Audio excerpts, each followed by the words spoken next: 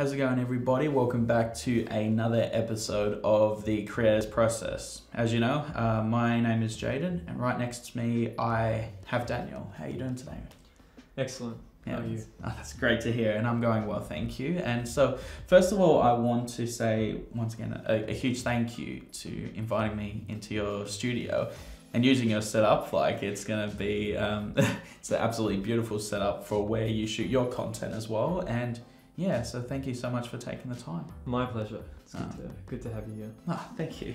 And so I guess, for people who are watching at home and who are watching this video, tell us, what do you do with yourself when it comes to the creative arts? Yeah, so I'm a video biographer by trade, so I interview everyday people about their life stories. I try to focus a lot on older generations because I feel like those stories have a bit of a time limit and it's more important to preserve them, but I do take a lot of personal enjoyment out of interviewing people with very interesting backgrounds or in very niche areas or industries, so Yeah. it's a bit of a mixed bag with whom I interview, but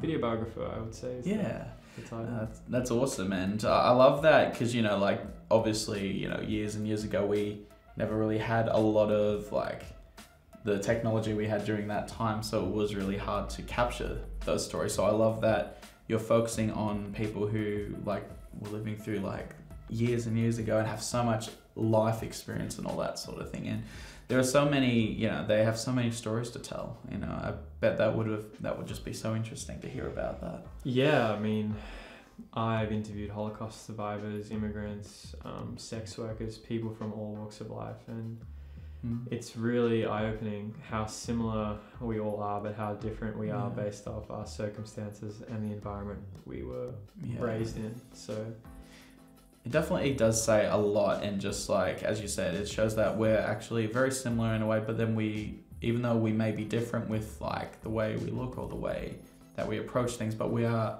actually quite similar. It's kind of like me with doing this series. It's like we're all part of the same art community, but we do have different walks of life as well. We have different experiences that we have gone through and all that. And I bet that would be really fascinating for you to hear, just these stories from all these different people that Yeah, absolutely. I mean, we kind of do similar work. Yeah, we actually do. It's interesting being on the other side of the camera. Yeah. For once. It's because I came across the video that Ivana was included, which you've interviewed Ivana, and I've interviewed Ivana as well. And that's how I found through your channel, and I thought, that's really cool. Like, he's actually doing something very similar to what I'm doing, but like with a lot of everyday people and sex workers and all that. And I was thought that really fascinated me, and I checked out some of your video content and I found it very informing and very interesting. So, congratulations on just what you've accomplished with the channel so far. Thank you. I still feel like it's just the beginning. I have like ridiculously large aspirations of where I want to take this. But I think it's so far so good for a start. What more can you ask for at the end of the day? That's right, yeah. And so I guess, because the series is called The Archive, and so how long ago did you start doing this series? Not as long as you'd expect, but I've had the idea for this platform since I was like 14, Wow. 15. But I've actually been working on this business since early 2020, I think March 2020. I had to shut down my last business due to COVID, and I thought now was the time, or back then, was the time to get started on my life vision, which was to really create a platform where anyone could share their stories and put them somewhere where future generations could easily access them. Kind of like a mixture of Wikipedia, YouTube for human interviews, where just you could go there for entertainment, you could go there to listen to someone's story or to find a particular piece of history that you want to listen to. So and I don't know if it's like this with you, but with me, like creating this series is like creating a accepting and comfortable environment where people feel open to talk about and not feel judged, like in talking about their backstories and about what they do. I think I can see that for you when I watch your series. I do get this sense of that you want to create that same feeling of people opening up and talking about their experiences, their stories, without not being judged for it as well. Yeah, I think a big reason a lot of people don't preserve their stories today is because they fear what other people will think of them. And it's important to run a business like this that they feel completely at ease and comfortable when they sit in the chair. That, you know, I'm not gonna put out my opinion as to what they might have done, what they might not have done. It's just an open invitation to pretty much be completely themselves and feel comfortable in the environment to share their story, how they want to share it. Because people often never get an opportunity. No, they never do. And right now, a lot of the older generation, they write their story in an autobiography, but that's incredibly difficult. You know, it can take years to write a book. And oftentimes they write them, they print 5 copies, and then they get lost after a generation. And I used to work at a secondhand bookstore, so we would get these handwritten autobiographies, but we can't do anything with them. We just have to throw them away because they're not really sellable. And it was just sad for me to see that, so I would save a few from being thrown away in the bin and then put them on my bookshelf. And then I started to think, there's got to be a better way. And I started thinking about interviewing my grandfather and my grandmother, and I immediately moved away from written form. You know, I like collect and repair antique books, so it's not that I don't like books. I love books. I have thousands of books in my room. But we need to bridge that gap, otherwise this generational gap between the younger generation that prefers video content to an older generation that's used to writing their stories down, and I'm hoping that my platform can bridge that gap effectively. Yeah, I love that you've actually, you know, used kind of like the technology of today to kind of preserve these stories and kind of go, all right, so how can I preserve these stories in a way where people in future generations can still enjoy these stories? And I think that's absolutely incredible that you've created that. And you, like, as you said, like it becomes in a way an encyclopedia of stories, you know, from people's life experiences, and it, you know, like it, and some of these stories can really speak to a lot of people, because, you know, when some people might watch them and they go like, oh yeah, no, I definitely can understand, or like someone could be like, oh, I had no idea about this, you know, like I want to learn more, I want to understand more. You know, we were talking before about like when we've both interviewed people with sex work, like for me, like I didn't know much about it, but then when I started interviewing sex workers, I was like, I found it so fascinating, because, you know, it's so interesting when you have like people saying one perspective, and then you actually interview people who are in that line of work and you just have no idea. It's just so interesting. I think a big part of the issue is that there isn't really a place you can go to just stumble upon content like that, where people can be talking about their experiences within like their own life story. You know, you've got YouTube, which is a fantastic platform, but it's just it's way too much content. It's like trying to fill up a cup of water through a fire hydrant, you know, and a lot of the time these stories, the most important ones, get lost and they just don't get enough exposure. And what I'm hoping to do is like create a place where it's just human stories and all human stories, and that way hopefully more people can be exposed to more perspectives and empathize with other people's experiences more. Because I think it's also just the case of just listening to someone's story. I think for me, I always talk to people, and the one thing that a lot of people I do get a lot is that, you know, they wish that people would just listen, you know, like sometimes to not say anything, just to listen. And I think that's sometimes what we might be lacking as well, people just having the time to just listen and not, you know, sometimes not say anything, you know. That's another thing. I think a big part of it is creating a platform where people can go there for entertainment purposes. And like, I think one of the biggest issues is that a lot of the time people have really niche stories, for example, like sex workers or Holocaust survivors or war veterans, but you won't often be exposed to their stories because they're on very specific websites. You know, I don't know how many times you've been on like the National Holocaust website, but you know, you might check that once in your life, maybe twice, and then you just don't get exposed ever again. But if you had a place where, you know, you knew you could find all kinds of stories, and then there would be new stories being added all the time, and there could be this huge database that you could just kind of fall through and get lost in stories, you're just way more likely to come across new perspectives, which I think is part of the problem right now, is that there isn't a platform that does that effectively. Yeah.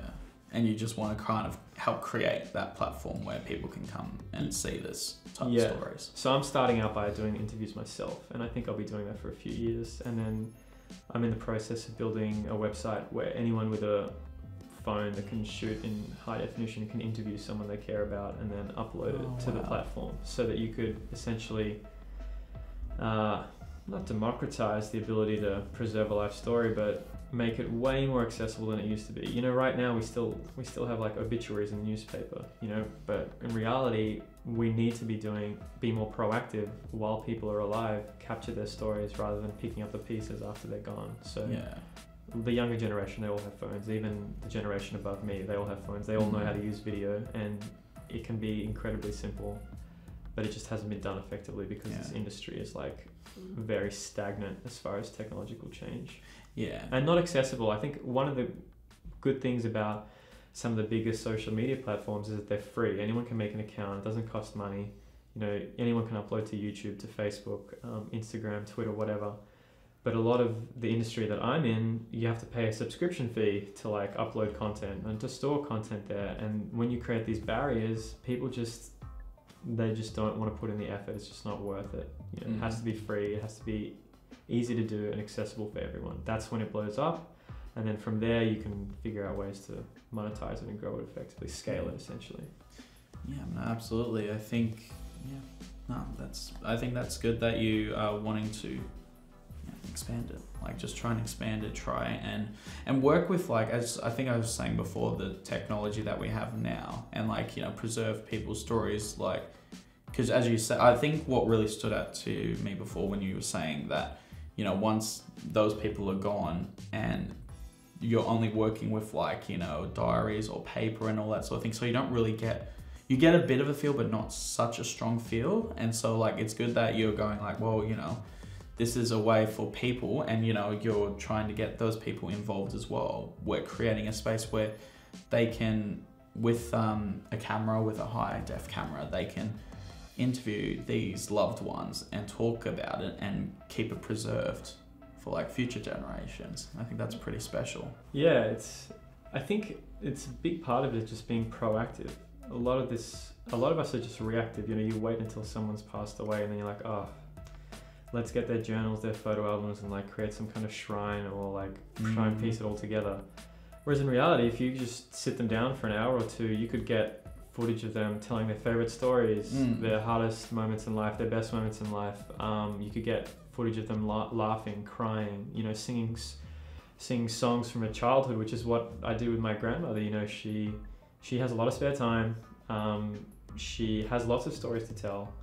She just wanted someone to tell them to, you know, and it was now one of the most valuable things my family owns, and any family can do it. They just need to, I guess, have the initiative to do it in the first place. Yeah, that's it. And just for someone to, as we were saying before, just someone to listen, you know, not to say anything, just to listen to these stories and just take it in as a viewer and as a listener. Yeah, absolutely. Yeah. That's absolutely amazing. And I think that's really inspiring that you've created a series like this. You know, it's definitely something very special and something very different that a lot of people haven't been doing as well. Like, you're just capturing real stories with real people at the end of the day. I think that's quite special. Yeah, a lot of people assume that the stories that deserve to be captured are like celebrities or famous people, I don't know, important politicians, whatever. But you know, I don't particularly care about the story of Tony Abbott or Scott Morrison. I don't care much about his childhood, whatever, but I care about my grandmother's childhood. I care about my dad's upbringing, his stories, because they're relevant to me. But a lot of people that have the stories don't often feel like they're wanted, and they don't often have the opportunity to share them, so they never do. So I want to give people a place to share them and show them they can leave a legacy incredibly easily and effectively if they just have the initiative. Because nobody, like, we have technology today where nobody should be forgotten, essentially. But we're still relying on tombstones and obituaries and a handful of photos after someone's passed away, which I think is personally ridiculous and almost it's going to be obsolete essentially, especially considering you have a generation coming through that's grown up with phones. You know, they're naturally they're interested in short form content now, but there's going to come a time when they're older where that content is going to become longer and deeper, and I feel like my platform could be the place where they could share a documentary style videos about themselves, their lives and their stories that doesn't necessarily have to be short and jumpy and make everyone laugh all the time. So it's inevitable, someone's going to do it. If it's not me, someone else will do it, but I want to try. Exactly. You're actually taking those steps to go, you know what, I want to do it. I'm not going to wait around, you know, for people to do it. I'm just going to do it myself. And sometimes you got to take that chance, you know, got to take those chances going like, you know, instead of wondering, what if I did this? Instead of going, you know what, I will do this, you know. I think, and as you said, with generation to generation, technology is adapting and changing so rapidly. Actually, even in the last few years, it's changed so much where, you know, it is sometimes very hard to keep up with it, but, you know, and it's like, you know, so trying to create ways to, as you said, preserve, you know, you'd think that we would be able to help preserve memory and all that sort of thing, but as you said, we're relying still on like old school stuff. And, you know, I think it's good that you're now going, no, you know what, I want to kind of do it this way where we can actually preserve the stories that we can still share to like 50, 60 years into the future, that people can still watch them and still get something out of it. I mean, we need to get this ball rolling ASAP, because these stories, once they're gone, they're gone. Exactly. And, you know, technology, as you said, is moving so rapidly that I feel like within a few years of my platform being at a point where anyone can upload, we're going to be moving to VR. And when we move to VR, the way that we capture these stories is going to have to shift completely again. It may not necessarily be me, the sitter and the camera. It could be like you're in a VR space and you're walking around a 3-year-old neighborhood and talking about your childhood, like through this virtual reality, which is almost, it's crazy to think about, but how quickly things are moving. It's possible within the next 10 years that it could get to a point like that. I was hearing about all these different things of like, you know, conventions now being in VR, and I'm like, I just call me very old school, but I'm like, there's just nothing that's better than actually being in person with those people, talking to them in person. I'm just kind of like, you know, I'd rather be doing that than actually being in a virtual reality of like, you know, going to a convention but not being there. You're like literally at the convention in your room, and it's like, that's not really the same thing.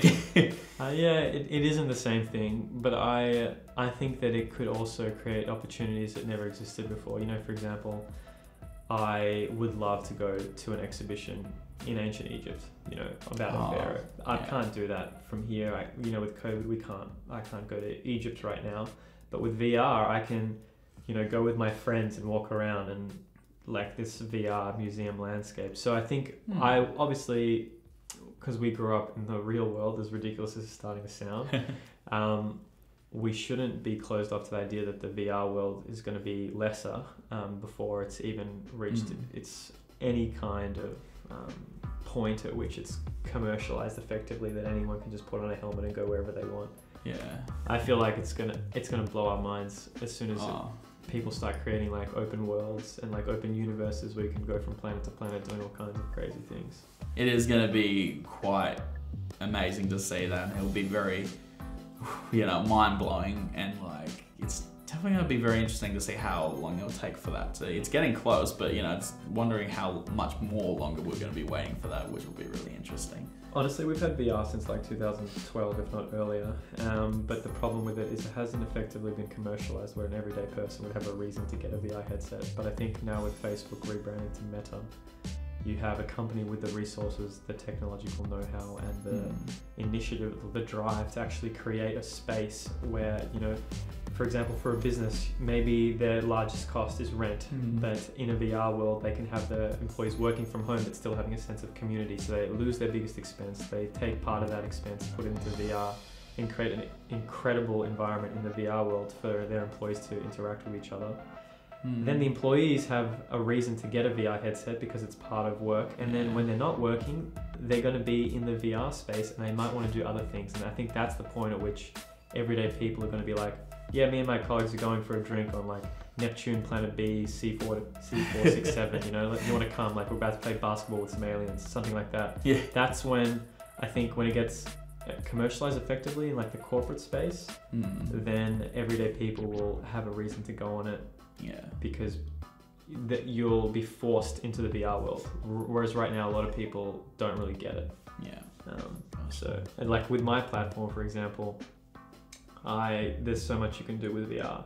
You know, if you can capture someone's face and their movements effectively and their life, you could pretend like you're in a room talking to them, like we are now. You could be on a VR space talking to an ancestor. Like, can you imagine if not me, it wasn't me seated here, but it was like an ancestor from 600 years ago that you could just speak to, have a normal conversation. Wow. That is possible with VR and with the tech that is coming out today.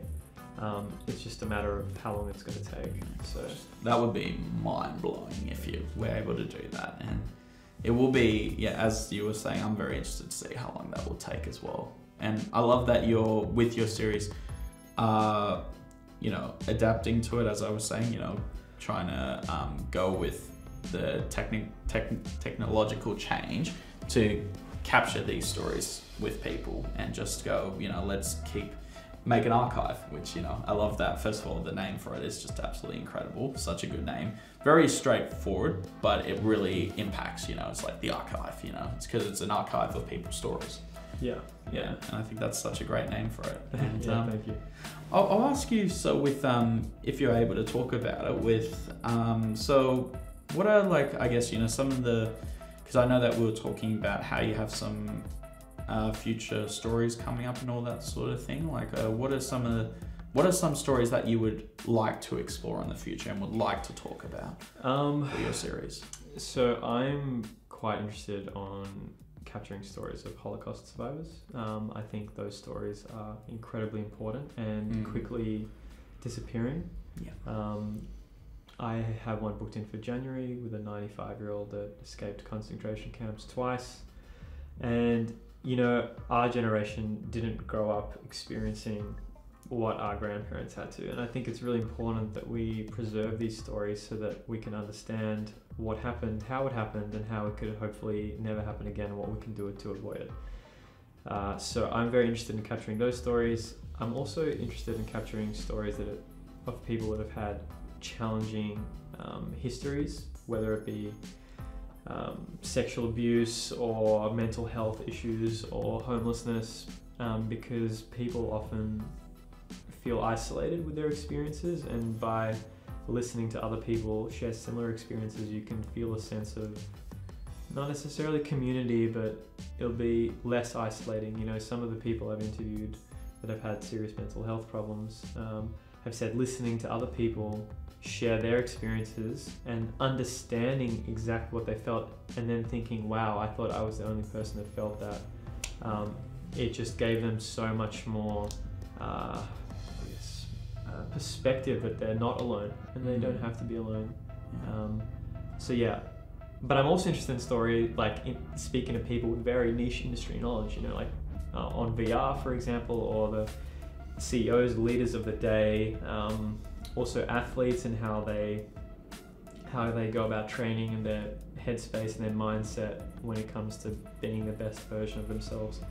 You know, stories that will potentially help people better their own lives, or give them more understanding to help other people that are struggling through their lives. I think that would probably be how I would describe it. It sounds like you have some really incredible content coming up, and it's like, you know, with, as you were saying, with, you know, like the Holocaust survivors, as you know, as we know, like there's not many still around, like, because it was like so long ago, and there's you know, as you said, there's a time limit and all that sort of thing. So I think that's incredible that you're able to capture the amount of stories that you have been able to, and just talk about you know, the struggles and how, as you said, we can not let this happen again, and like educate each other on what actually happened, because obviously we weren't there ourselves, but you know, we're talking and listening to someone who was actually there and saw with their own two eyes, which would be quite, you know, very full on to hear about that. And same with, you know, people of mental health, you know, like as you, because I think what really stood out was where you said,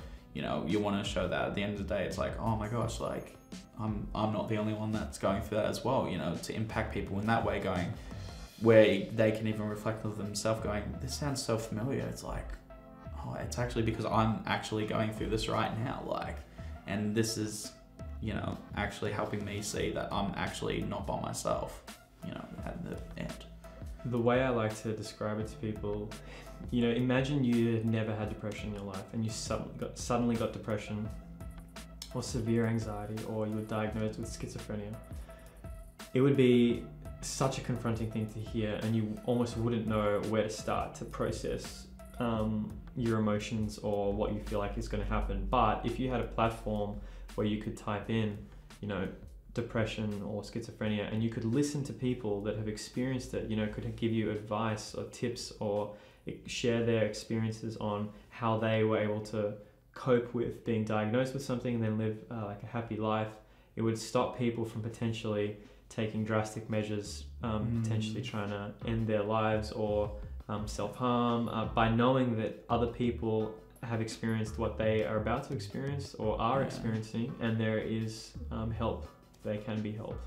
So, you know, I personally wouldn't know where to go for that. I would probably just type it on Google and then go from website to website reading articles, but it would be much more helpful for me personally if I knew that there was a place where I could really find whatever story I wanted when I wanted.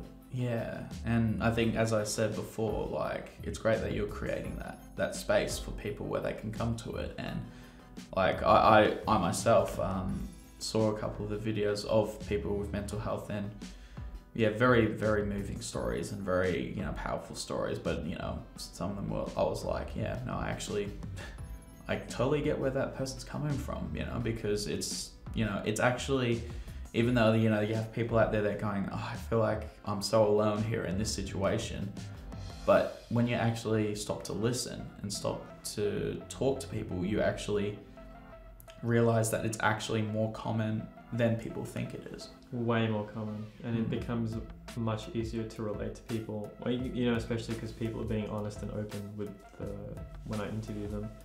That, you know, you can trust them, you can build a connection to them through the interview, which, yeah, gives you that trust, which can help you empathize and feel like you're not alone, which I think is the most important thing. Yeah, absolutely. And I think, as I said, it just all comes down to listening just to people and just hearing out their stories. And I think that's great. And once again, like, that's absolutely inspiring that you've created that space for people. And I think, you know, I'm definitely so excited to see how this channel persists, and I'll be keeping supporting you however I can.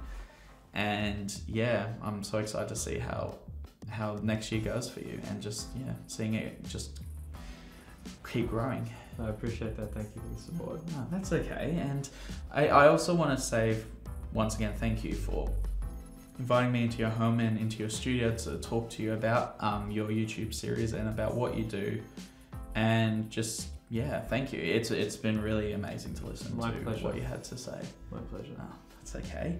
And so for everyone watching at home, thank you so much for tuning into another episode of The Creator's Process.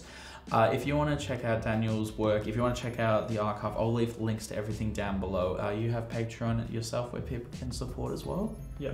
And yeah, go and support him. Go and support this amazing project where, you know, like, where people can tell their stories, where we can listen to so many incredible stories about people, and just, you know, keeping this community going. And, you know, just like, let's keep supporting the local content creators, like keep supporting Daniel with this project, you know, let's just keep supporting our amazing community. And support Jada on his. Oh, thank you. Thank you. And more importantly. Absolutely. Comment, like, and subscribe, and I will see you in the next episode.